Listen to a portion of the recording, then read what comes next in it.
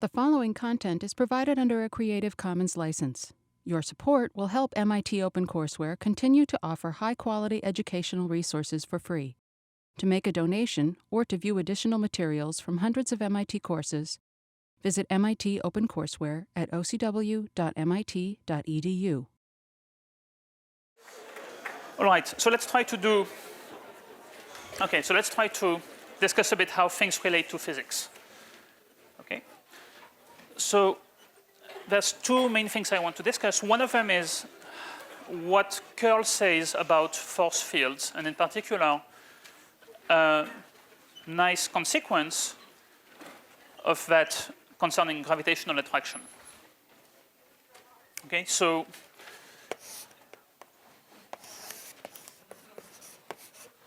more about curl first. So we've seen if we have a velocity field, then we've seen that the curl measures the rotation effects. More precisely, curl V measures twice the angular velocity, or maybe I should say the angular velocity vector, because it also includes the axis of rotation. Okay, so I should say maybe for the rotation part of the motion.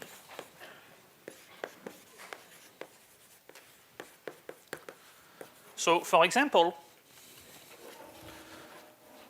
just to remind you, I mean, we've seen this guy a couple of times, but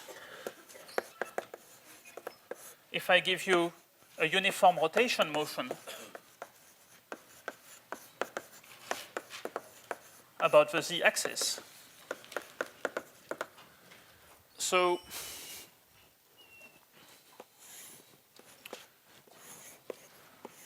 that's a vector field in which the trajectories are going to be circles centered on the z-axis, and our vector field is just going to be tangent to each of these circles.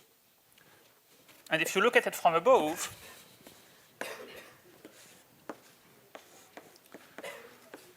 then you'll have this rotation vector field that we've seen many times. So typically the velocity vector for this would be minus yi plus xj times maybe a number which represents how fast we're spinning, the angular velocity in radians per second.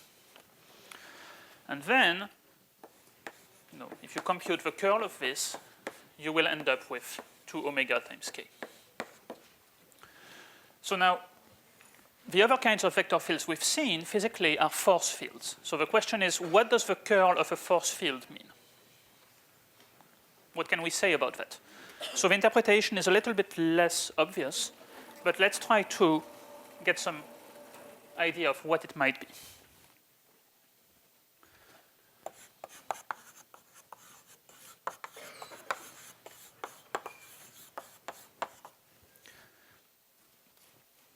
Okay, so I want to remind you that if we have a solid in a force field, we can measure the torque of a force, the torque exerted by the force on the solid. So maybe first I should remind you about what torque is in space. So let's say that I have a piece of solid with a mass delta m, for example, and I have a force that's being exerted to it. Okay, so let's say that maybe my force might be F times delta m. If you think, for example, of the gravitational field, the gravitational force is actually the gravitational field times the mass. Okay, I mean, you can forget delta m if you don't like it. And let's say that the position vector, oops, should be aiming for the origin. The position vector r is here. And now let's say that maybe this guy is at the end of some arm or some metal thing, and I want to hold it in place. So the force is going to exert a torque relative to the origin that will try to measure how much I'm trying to swing this guy around the origin, and consequently how much effort I have to exert if I want to actually maintain it in its place by just holding it at the end of a stick here. Okay, so the torque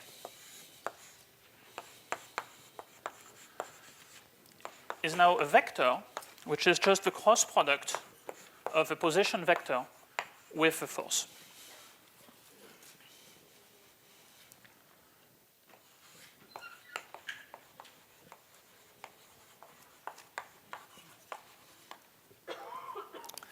And so what the torque measures, again, is the rotation effects of the force. And, if you remember the principle that the derivative of velocity, which is acceleration, is force divided by mass, then the derivative of angular velocity should be angular acceleration, which is related to the torque per unit mass. And so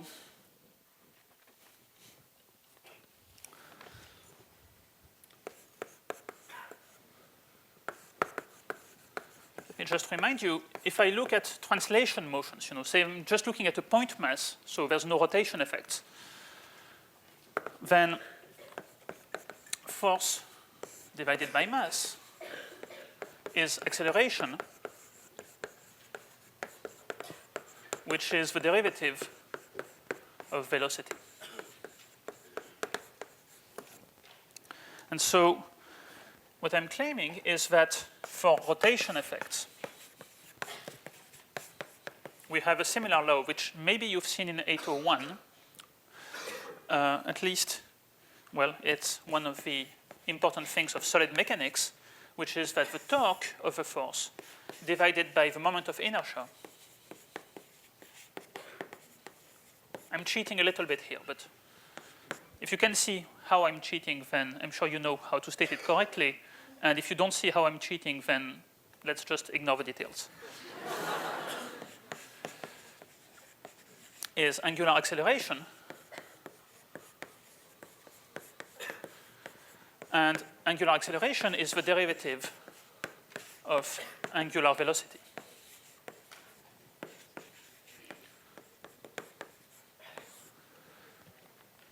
Okay, so now if I think of curl as an operation which, from a velocity field, gives the angular velocity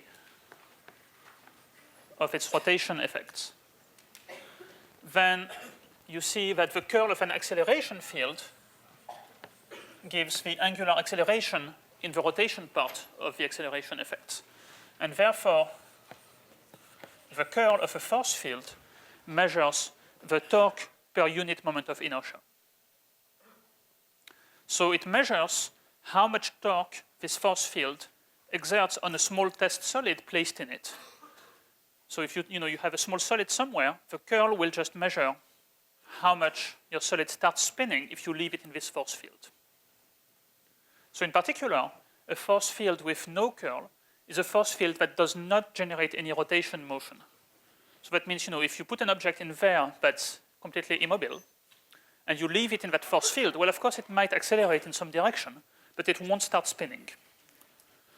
While if you put it in there spinning already in some direction, then, well, it should continue to spin in the same way. Of course, maybe there will be friction and things like that that will slow it down, but this force field is not responsible for it.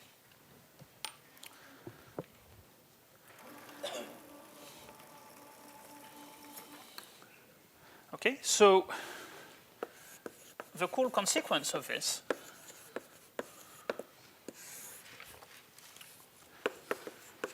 if a force field F derives from a potential. Okay, so that's what we've seen about conservative forces. So our main concern so far has been to say if we have a conservative force field, it means that the work of a force is the change in the energy, and in particular, we can't get energy for free out of it. And you know that the change in potential energy is going to be related to the change in kinetic energy, so that's, you have conservation of energy principles. Well, there's another thing that we know now, because if a force derives from a potential, then that means that its curl is 0. That's the criterion we've seen for a force to derive, for a vector field to derive from a potential. And if the curl is 0, then it means that actually this force does not generate any rotation effects.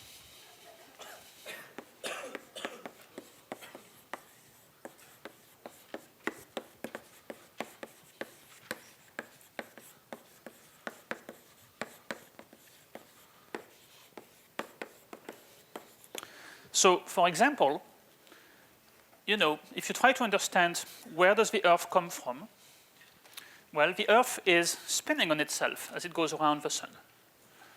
And you might wonder, where does that come from? Is that caused by gravitational attraction? And well, the answer is no. Gravitational attraction in itself cannot cause the Earth to start spinning faster or slower. At least if you assume the Earth to be a solid, which actually is false. Okay? But still, it doesn't explain, basically the reason why the Earth is spinning is because it was formed spinning. It didn't start spinning because of gravitational effects. And that's, a rather deep, purely mathematical consequence of understanding gravitation in this way. So it's quite spectacular that just, by abstract thinking we got there. So actually, what's the truth? Well, the truth is actually the Earth, the Moon, and everything is actually slightly deformable. And so there's deformation, friction effects, tidal effects, and so on. And these actually cause rotations to get slightly synchronized with each other. So for example, if you want to explain why the Moon is always showing the same face to the Earth, so why the rotation of the Moon on itself is synchronized with its revolution around the Earth, that is actually explained by friction effects over time and the gravitational attraction of the Earth on the Moon. So there is something there. But if you took perfectly solid, perfectly rigid solid bodies, then gravitation would never cause any rotation effects. Okay?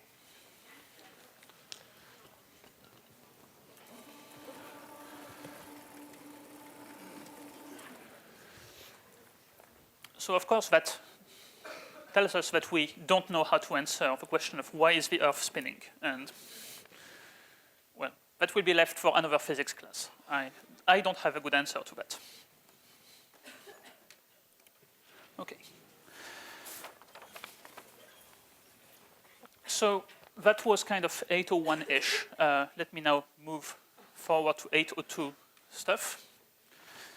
So I wanted to tell you things about electric and magnetic fields.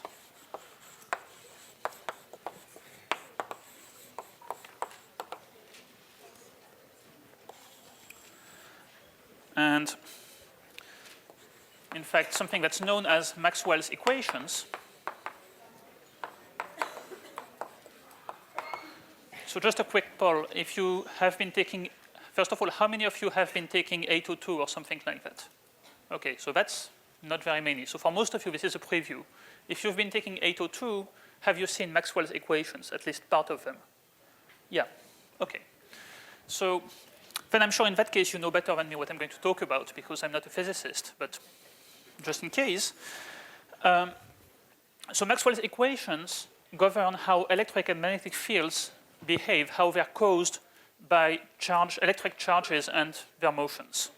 And in particular, they explain a lot of things, such as how electrical devices work, but also how electromagnetic waves propagate. So in particular, that explains light and all sorts of waves. So it's thanks to them that your cell phone and your laptop and things like that work. But anyway, okay. So hopefully most of you know that the electric field is a vector field that basically tells you what kind of force will be exerted on a charged particle that you put in it. So if you have a particle carrying an electrical charge, then this vector field will tell you basically there will be an electric force, which is the charge times E, that will be exerted on that particle. And that's what's responsible, for example, for the flow of electrons when you have a voltage difference. Because classically, this guy is actually the gradient of a potential, and that potential is just electric voltage. The magnetic field is a little bit harder to think about if you've never seen it in physics, but it's what's causing for example, magnets to work.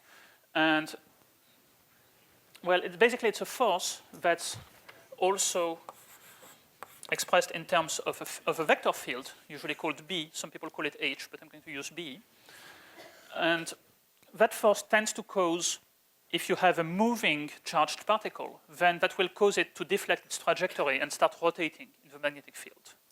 So what it does is not quite as easy as what the electric field does.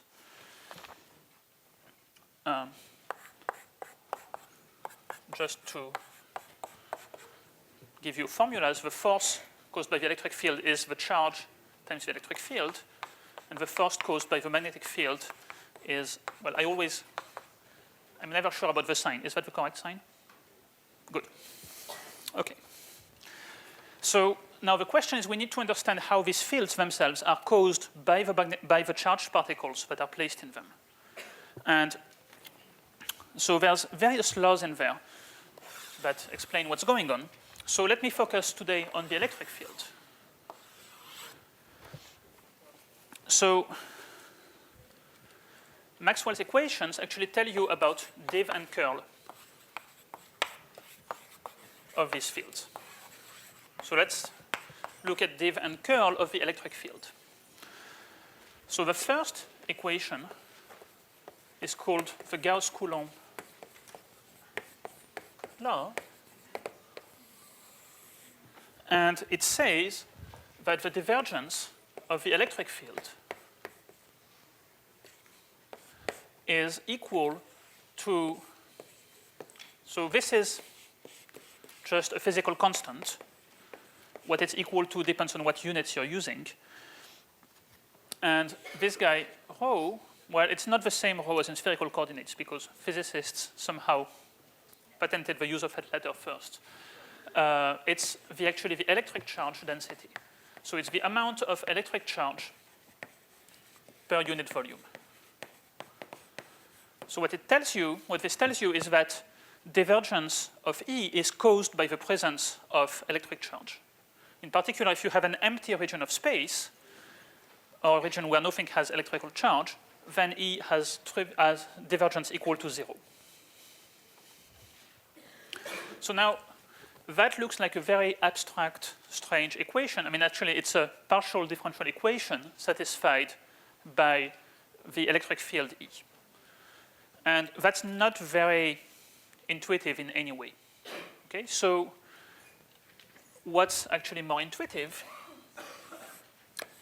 is what we get if we apply the divergence theorem to this equation. Okay, so if I think now about any closed surface, okay, and I want to think about the flux of the electric field out of that surface.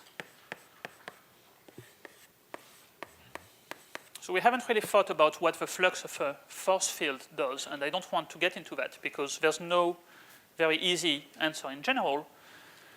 But I'm going to explain soon how this can be useful sometimes. But so let's say that we want to find the flux of the electric field out of a closed surface. Then by the divergence theorem, that's equal to the triple integral over the region inside of div E dv, which is, by the equation, 1 over epsilon 0, that's this constant, times the triple integral of rho dv. But now if I integrate the charge density over the entire region, then what I will get is actually the total amount of electric charge inside the region. Okay, so that's the electric charge in D. So this one tells us in a more concrete way how electric charges placed in here influence the electric field around them. In particular, one application of that is if you want to study capacitors. So capacitors are these things that store energy by basically you have two plates, one that contains positive charge, the other negative charge, and then you have a voltage between these plates. And that can act, basically, that can provide electrical energy to power maybe an electrical circuit. And so that's kind of, it's not really a battery because it doesn't store energy in large enough amounts for that. But for example, that's why when you switch your favorite gadget off, it doesn't actually go off immediately, but somehow you see things dimming progressively. There's a capacitor in there. So if you want to understand how the voltage and the charge relate to each other, well, the voltage is obtained by integrating the electric field from one plate to the other plate. And the charges in the plates are what causes the electric field between the plates. So that's how you can get the relation between voltage and charge in these guys.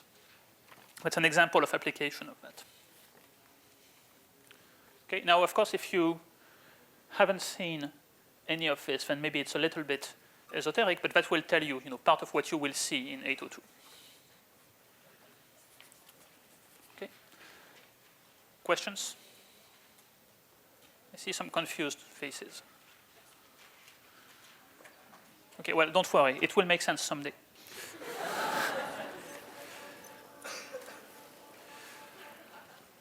So the next one I want to tell you about is Faraday's law.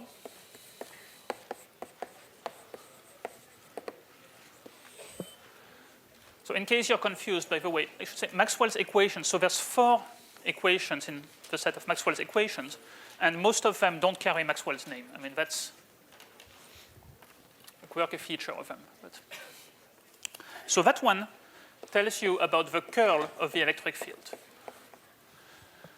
So now, depending on your knowledge, you might start telling me, well, the curl of the electric field has to be 0 because it derives from, actually, it's the gradient of the electric potential. I told you this stuff about voltage. Well, that doesn't account for the fact that sometimes you can create voltage out of nowhere using magnetic fields. And in fact, you have a failure of conservativity of the electric force if you have a magnetic field. So what this one says is actually the curl of E is not 0, but rather it's the derivative of the magnetic field with respect to time. Okay, so more precisely, it tells you that what you might have learned about electric fields deriving from electric potential becomes false if you have a variable magnetic field. And just to tell you, that's again a strange partial differential equation relating these 2 vector fields. So to make sense of it, one should use Stokes' theorem. Okay, so if we apply Stokes' theorem to compute the work done by the electric field around a closed curve. So that means, you have a wire in there, and you want to find the voltage along the wire. So now there's a strange thing, because classically, you would say, well, if I just have a wire with nothing in it, there's no voltage on it. Well, small change in plans, if you actually have a varying magnetic field that passes through that wire, then that will actually generate voltage in it. And that's how a transformer works. So a transformer, when you plug your laptop into the wall socket, you don't actually feed it directly 110 volts or 120 volts or whatever. There's a transformer in there. And what the transformer does is it takes some input voltage and it passes that through basically a loop of wire. Okay? Not much seems to be happening. But now you have another loop of wire that is intertwined with it. And somehow the magnetic field generated by, so it has to be alternating current. The alternating current varies over time in the first wire that generates a magnetic field that varies over time. So that causes dB by dt, and that causes curl of the electric field. And the curl of the electric field will generate voltage between these 2 guys. And that's how a transformer works. It uses Stokes' theorem. Okay? So more precisely, how do we find the voltage between these 2 points?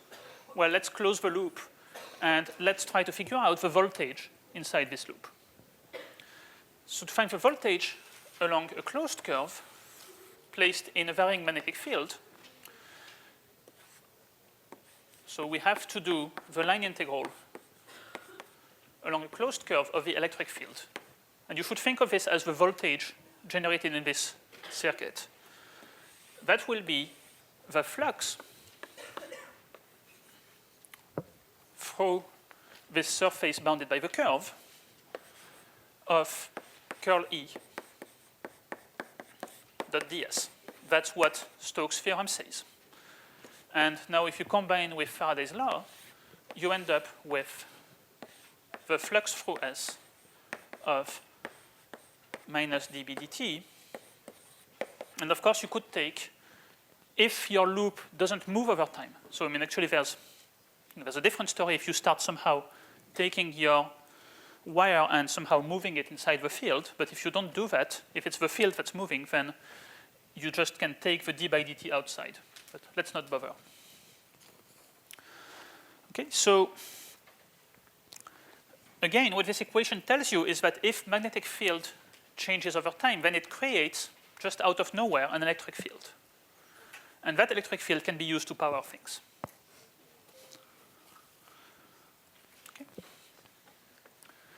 So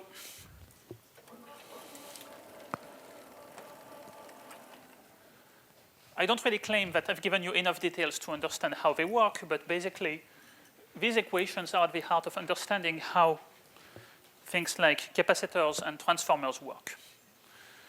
And they also explain a lot of other things, but I will leave that to your physics teachers. Just for completeness, let me just give you the last two equations in that. I'm not even going to try to explain them too much.